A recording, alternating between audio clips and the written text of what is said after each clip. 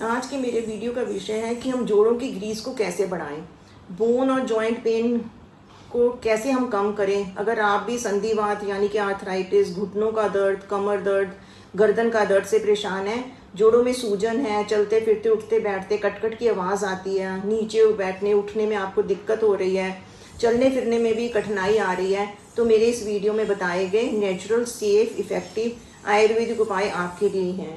And तक इस video को ज़रूर देखें क्योंकि आपको इन उपायों के सारे फ़ायदे मिल सकें, इसलिए इसको एंड तक ज़रूर देखें। आजकल बहुत लोग, इवन यंग लोग भी जो हैं वो घुटनों के दर्द, जोड़ों के दर्द, कमर दर्द से परेशान हैं। आमतौर पर लोगों को जो जोड़ों का दर्द सबसे ज़्यादा परेशान करता है वो है घुटनों का दर्द। उसका मेन कारण है हमारा लाइफस्टाइल और हमारी डाइट, क्योंकि हमारा लाइफस्टाइल जो है वो ज़्यादा सेडेंट्री होता जा रहा है।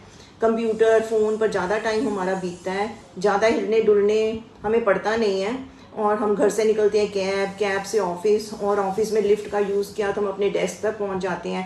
पहले हम लोग अपना सारा घर का काम भी खुद करते थे, अब मशीन्स करती है। हम जो भी काम नीज के बल बैठ कर करते थे वो सब काम अब ख़त्म से हो गए हैं। इवन टॉयलेट्स भी अब वेस्टर्न स्टाइल की हो गई हैं। एक तरह से हम ये भी कह सकते हैं कि घुटनों की एक्सरसाइज ख़त्म सी हो गई है।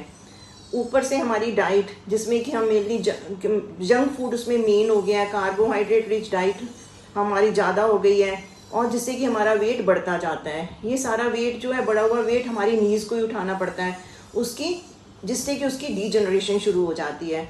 और क्योंकि हम ज़्यादा टाइम इंडोर ही रहते हैं, हम सूरज की रोशनी हम ज़्यादा बैठते नहीं है सूरज की रोशनी में, तो इससे हमारे शरीर में विटामिन डी की भी कमी हो जाती है, जिससे कि बोन्स की हेल्थ भी बिगड़ जाती है। और ऊपर से कैल्शियम एब्जॉर्ब नहीं होता और शरीर में कैल्शियम की डेफिशिएंसी हो जाती है और बोन्स कमज़ोर हो जाती है, और अल्टीमेटली जोड़ों में दर्द होने लग जाता है, उनमें सूजन आ जाती है।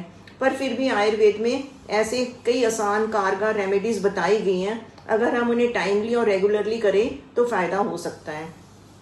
नमस्कार, मैं डॉक्टर सपना अरोड़ा, एक आयुर्वेदिक ग्रेजुएट जिसको कि अपनी इस आयुर्वेदा रिलेटेड फील्ड में 35 ईयर से भी ज़्यादा का एक्सपीरियंस है, और हमारी कंपनी इप्सा लैब्स के इरेजर और एडोडेंट के नाम से स्किन केयर और ओरल केयर रेंज के प्रोडक्ट्स भी आते हैं, और लाखों लोग इसको यूज़ करके इसका बेनिफिट ले रहे हैं।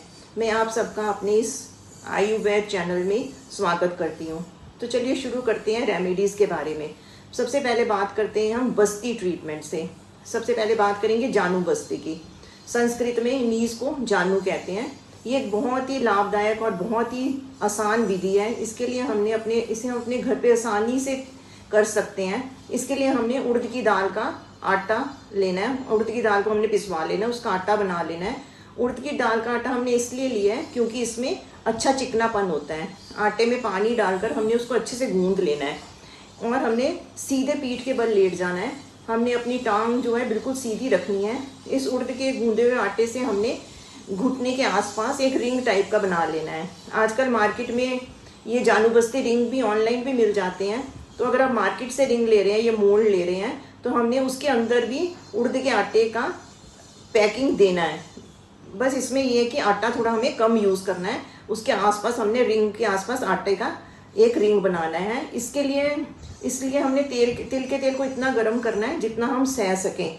फिर उसमें हमने उस रिंग में डाल देना है, और उस तेल में हम पीड़ानाशक तेल जैसे नारायणी तेल, महानारायणी तेल या क्षीर वाला तेल का भी ऐड कर सकते हैं। रिंग को हमने ऊपर तक भर देना है, और ध्यान रखना है कि हमने हिलना नहीं है उन्हें हमें शरीर को अपने स्थिर रखना है। जब लगे कि तेल ठंडा हो गया है तो तेल को स्पॉन्ज या कॉटन की मदद से किसी कंटेनर में निकाल लेना है, और तेल को फिर गर्म कर फिर उस रिंग के अंदर डाल देना है। ये क्रिया हमने लगभग रोज 20 से 25 मिनट तक करनी है।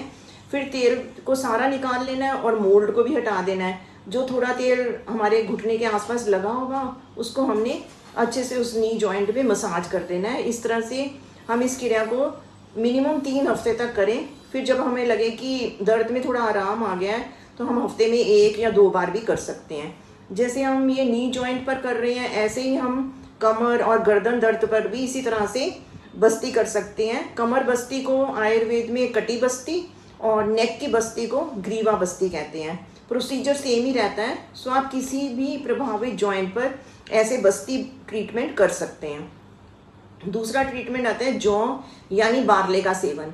इसके लिए हमने 1 या 2 चम्मच जौ को 1 गिलास पानी में रात को भिगो देना है, सुबह इसे उबाल लेना है। जब बॉयल हो जाए तो इसको 2-3 मिनट के लिए गैस को सिम पे कर देना है ताकि ये अच्छे से उबलता रहे। छान लेना है फिर इसको, और हल्का गर्म हो जाए तो इसको हमने पी लेना है। इसका सेवन वात को शांत करता है और यूरिक एसिड को शरीर में जमने नहीं देता, बल्कि उसको शरीर से बाहर निकालने में हमारी मदद करता है। या फिर हम जौ का दलिया भी बना सकते हैं। जो हमने भिगा हुआ जौ रखा हुआ है उसको हमने दूध या पानी में मिक्स कर लेना है और उसका दलिया बना लेना है। इसमें हम थोड़ी सी हल्दी और थोड़ा सा गाय का घी डाल देंगे तो और भी उत्तम रहेगा। इसे भी हमने गर्म ही सेवन करना है। ठंडे जौ का सेवन जब हम करते हैं तो वो वात को बढ़ा सकता है, इसलिए हमने जो जौ का पानी या जो सत है उसको या दलिया खाएं तो हमने उसको गर्म ही सेवन करना है। लगातार 20-25 दिन के लिए इसको हम सेवन कर सकते हैं। अगर आर्थराइटिस हो तो ज़्यादा दिनों के लिए भी इसका सेवन कर सकते हैं, किया जा सकता है। इसको हमने सुबह शाम 2 बार, एक बार सुबह हमने खाली पेट लेना है, तो दूसरी बार हमने शाम को खाना खाने से 1 घंटा पहले करीब 100 मिलीलीटर के करीब लेना है। इस दौरान हमने ठंडा पानी, दही या बासी खाना जो है उसको अवॉइड करना है। तीसरे नंबर पर आता है महानारायणी तेल या निर्गुंडी तेल से मसाज करना। रात को सोते हुए हमने थोड़ा गुनगुना तेल कर लेना है और जिस जॉइंट में हमें दर्द हो रही है उसमें 10-15 मिनट के लिए मसाज करना है। ये तेल जो है वात शामक है, जोड़ों में सूजन को ठीक करता है और जॉइंट्स को लुब्रिकेट करता है।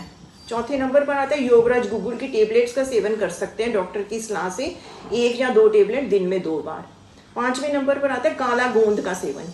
ये एक प्राकृतिक राल है जो कि हमें पेड़ पौधों के तनों से निकलता है।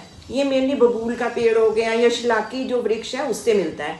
आयुर्वेद में इसे जॉइंट पेन में अच्छा माना गया है, बॉडी को स्ट्रेंथ भी देता है और हमारी इम्यूनिटी को भी बूस्ट करता है। प्राचीन काल से इसके उपयोग होता आ रहा है। ये वात शामक, स्निग्धता प्रदाता, बल्य है, मीन शरीर को बल प्रदान करता है और रसायन है। इसका हम लड्डू बनाकर भी सेवन कर सकते हैं। लड्डू बनाने के लिए हमने करीब 100 ग्राम के करीब गाय का घी ले लेना है, उसको गर्म करना है और उसमें हमने 50 ग्राम काला गोंद डाल देना है। ये धीरे धीरे फूलने लगेगा। जब ये क्रिस्प हो जाए तो हमने इसको निकाल लेना है और इसको पीस लेना है। बचे हुए घी में हमने तकरीबन 100 ग्राम के करीब आटा डालकर लाइट ब्राउन होने तक उसको भून लेना है। अब हमने उसमें 2 चम्मच सौंठ, 1 चम्मच हल्दी, 1 चम्मच अजवाइन और कुछ ड्राई फ्रूट्स डालकर हल्का सा भून लेना है।